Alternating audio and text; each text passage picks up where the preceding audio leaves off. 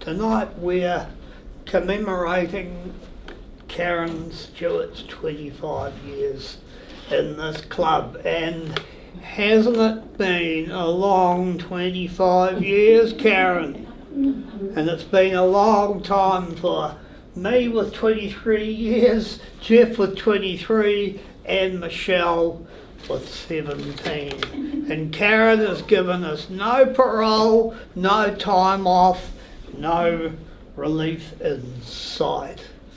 So turn up the barbecue, I feel a roast coming on. Not another one. Fellow Toastmasters and guests, this is the second time I've done this for Karen. And the first time I did it, I made a joke about how we didn't know enough about Karen because she never told us anything about herself. But I'm not making that joke tonight because it wouldn't be true. You don't need to be in this club very long before you know all about Karen because she tells you everything. If we had one of those sessions where we asked her to tell us about something that we don't, something new about her or something we hadn't heard about her, she'd be struck dumb. She wouldn't have anything to say.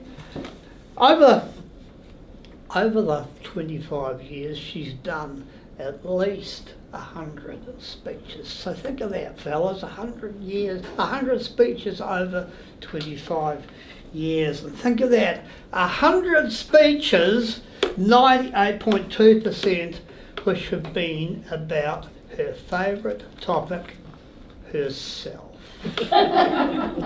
She's been threatening recently to give her 10th icebreaker, and I think if she does that I could write it myself because I know pretty well exactly what she'd say. Apart from a much developing tendency to repeat herself, she's quite a good speaker, and so she should be. She doesn't usually hide her light under a bushel, but I was surprised when last week she said she didn't like doing evaluations very much when she's the current champion, so that doesn't say much. As if she is evaluating you, don't give a speech and carry your pen around because that's her big bugbear. So now on with the show. Amanda agreed with me that Karen's not too hot on technology. She still has a lot of trouble with the reply all button, but she seems to have mastered the art of emails. Yeah, right. It strikes terror into the hearts of the committee to see cats at hotmail.com in the inbox list. Time to put the kettle on, make a sandwich, because we know we're in for a long read, sometimes a very long one. Oh hell, there's another 9-pager from Karen. Have you seen Karen's latest? Full of so much useful information. No one will believe it, but the other day she forwarded an email to me which had only 6 words in it. And I just about fell over. Can you believe it? Keep it up, Karen. You heard from Ross and other people about Karen's Dinsdale Toastmasters Museum, a double garage full of Toastmaster stuff, so much stuff that she has to park the car outside. Real devotion, because on at least 2 occasions the car's been interfered with because the garage is filled with Toastmaster stuff. That's devotion for you. On the car, Karen's been having a bit of trouble with her driving recently, so she's getting active. She gets up every morning and she walks to the letterbox and she walks back.